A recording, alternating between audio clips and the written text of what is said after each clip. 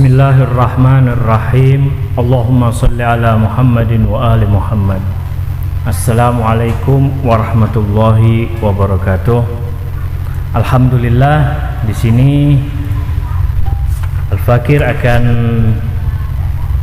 membawakan sebuah kajian ilmiah tentang observasi, yaitu mengobservasi para perawi riwayat-riwayat Israiliyat, dan juga nanti ada riwayat-riwayat Israiliyatnya. Tapi pertama ini adalah kita akan lihat para perawi-perawi dari Israiliyat ini siapa saja dan peran-peran mereka dalam meriwayatkan dari riwayat-riwayat yang mereka tukil atau mereka ambil dari mana.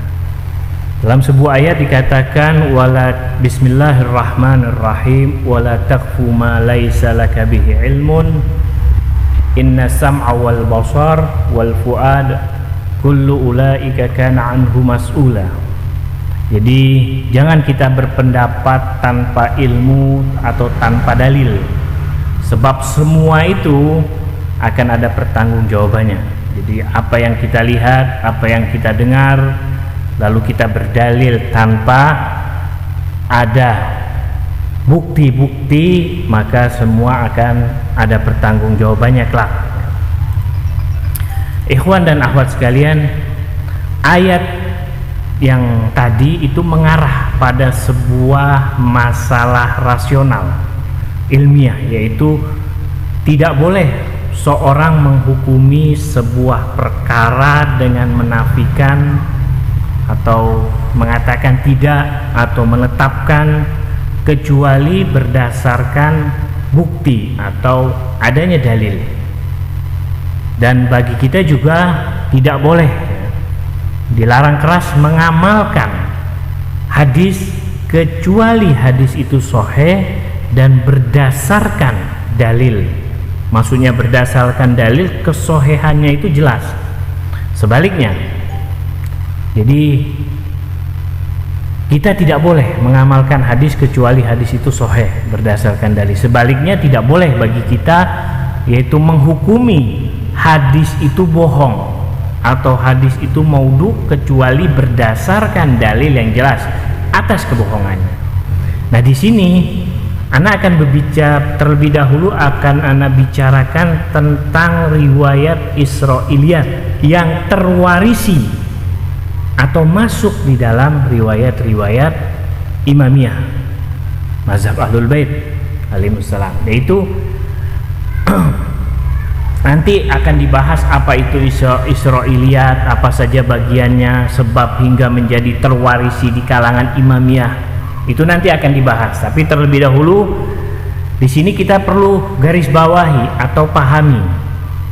Ada sebuah kitab yang berjudul Al-Israiliyat fi Tafsir, yaitu penulisnya adalah Abdullah Al-Hajj. Dia berusaha mentahkik di masalah-masalah riwayat Israiliyat yang tersebar di dunia Islam, yaitu secara umum, bukan hanya tersebar di kalangan mazhab Imamiyah atau mazhab Ahlul Bait saja, tapi secara umum di dunia Islam. Nah, di sini ada dua nama, ya. Perlu sebenarnya yang perawi Israiliyat yang terkenal itu ada dua, ya.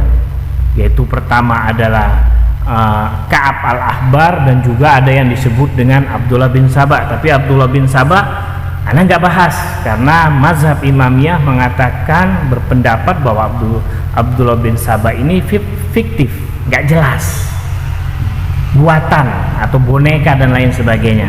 Di sini pertama yang akan Al-Fakir bahas adalah sebutkan namanya adalah Ka'ab al-Ahbar. Nah, di dunia perawi atau orang-orang yang sering membawakan hadis atau riwayat itu pasti sering mendapatkan si perawi ini, yaitu Ka'ab al-Ahbar. Ia asal usulnya adalah seorang Yahudi yang berasal dari Yaman. Nah, pada zaman-zaman jahiliyah dia itu adalah apa?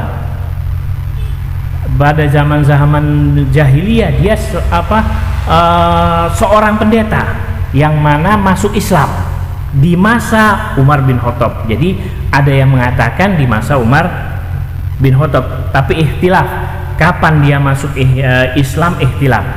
Lalu dia tinggal di Madinah. Nah, Ka'ab al-Ahbar ini bukan nama asli. Nama aslinya adalah Ka'ab bin Mani' bin Hainu. Sedangkan al-Ahbar adalah sebuah lakop saja. Sebuah lakop sebab dia seorang pendeta Yahudi, sehingga apa? Julukan seorang pendeta Yahudi itu dengan sebutan al-Ahbar.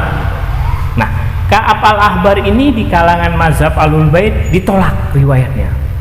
Sangat-sangat ditolak. Karena apa? Dianggap sebagai pembohong ulung, pembohong nomor 1 di dalam riwayat-riwayatnya. Nah, tapi sebaliknya di kalangan ahli sunnah, sebaliknya hadis-hadisnya diterima dan dianggap sebagai seorang yang adil, kecuali At-Tabari. Nah, Tabari mengatakan bahwa Ka'ab ini sebagai pembohong. Hanya Tabari saja yang berpendapat. Wallahu a'lam. Kalau ada yang mengkaji, meriset tentang Ka'ab al-Ahbar ini, ya fadol mempunyai pendapat yang lain. Tapi ini adalah hasil riset atau mutolaah ana, bahwa Ka'ab al-Ahbar adalah pembohong ulung dan ditolak di mazhab Ahlul Bait alaihissalam. Ditolak karena riwayat-riwayatnya adalah riwayat Israiliyat. Sebaliknya di kalangan ahli sunnah diterima, kecuali At-Tabari saja yang mengatakan dia sebagai pembohong ulung. Nah, riwayat-riwayat Ka'ab al-Ahbar ini banyak ditemukan di kitab-kitab tafsir, dan yang menukil riwayatnya adalah para tabi'in. Nah, riwayat-riwayat yang dibawakan oleh Ka'ab al-Ahbar ini adalah banyaknya itu kisah-kisah. Kenapa? Karena umat pada saat itu banyak yang tertarik dengan kisah-kisah. Jangankan pada zaman dahulu, pada zaman sekarang saja kalau sudah ada mubalik atau ulama itu membawakan cerita, itu melotot matanya, bangun dari kantuknya, bangun dari tidurnya, melek semua. Tapi kalau sudah mubalik atau penceramah membawakan tentang hal-hal yang bersifat serius seperti hukum-hukum, nah sebagian itu bobok semua pendengarnya mungkin. Nah, zaman dahulu mereka tertarik, jadi zaman sekarang pun banyak orang yang tertarik dengan kisah-kisah. Nah, itulah strategi dari Ka'ab al-Ahbar supaya diterima di dunia Islam pada saat itu, pada zaman setelah wafatnya Rasul. Nah, dia membawakan riwayat-riwayat Israiliyat, cerita-cerita, kisah-kisah zaman dahulu yang diambil dari mana? Dari kitab Taurat. Nah, jadi di sebuah kitab dikatakan lamma aslama Ka'ab al-Ahbar kana indahu ilmul kitab. Kana ba'du sahaba yastami'una ila ahadithi wa yanqulunaha. Jadi Ka'ab al-Ahbar ini adalah seorang ahlul kitab, dan sebagian para sahabat mendengarkan hadis-hadisnya atau kata-katanya, dan sebagian para sahabat yanqulunaha, menukilnya. Waqad adzina, bahkan dikatakan waqad adzina Nabi sallallahu alaihi wasallam fil hadis in an ahlil kitab. Bahkan dikatakan Nabi mengizinkan bahwa Ka'ab al-Ahbar itu boleh menukil ucapannya dari kitab-kitab terdahulu. Mana mungkin kitab-kitab ahlul kitab sudah lewat, yang ada adalah Al-Quran, hadis perkataan Nabi yang berlaku. Riwayat atau syariat ya sudah berubah. Syariat zaman Bani Israel ya sudah tidak terpakai, yang ada syariat Nabi Muhammad. Lalu dikatakan Nabi mengizinkan, mustahil. Nah, itu ada di mana? Kama rawa Bukhari, bisa dirujuk di dalam kitab Bukhari di hadis nomor 3461.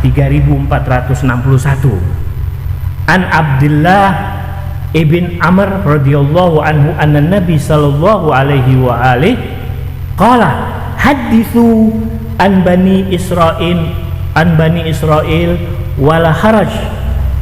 Kalian riwayatkanlah, hadithu yaitu riwayatkanlah, ucapkanlah, bicaralah yaitu tentang riwayat dari Bani Israel. Apakah Nabi mengatakan demikian? Hal yang mustahil. Wa ma'a dzalik falam yakunis sahaba radhiyallahu anhum ya'khuduna anhu kullama yukhbir bih. Jadi apa? Karena itu sebagian para sahabat itu mereka enggak mau mengambilnya apa yang dibawakan oleh Ka'ab al-Ahbar. Bahkan mereka mengatakan baraddu, mereka menolak alaihi katsiran. Qala mimma yukhaliful haq. Jadi para sahabat sebagian juga menolak apa yang diriwayatkan dikatakan oleh Ka'ab al-Ahbar.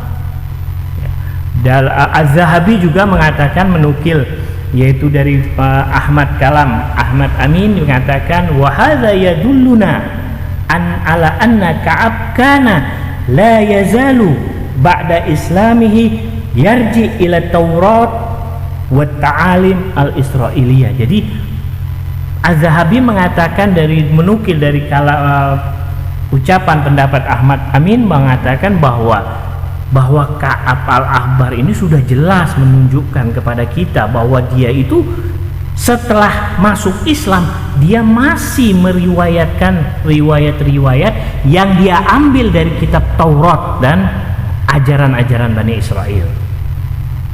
Itu. Ustadz Abu Royah juga mengatakan berpendapat bahwa Ka'ab ini menampakkan Islam hanya sebagai dari tipuan saja. Hatinya itu tetap selalu condong kepada Yahudi. Itu pendapat dari Ustadz Abu Royah.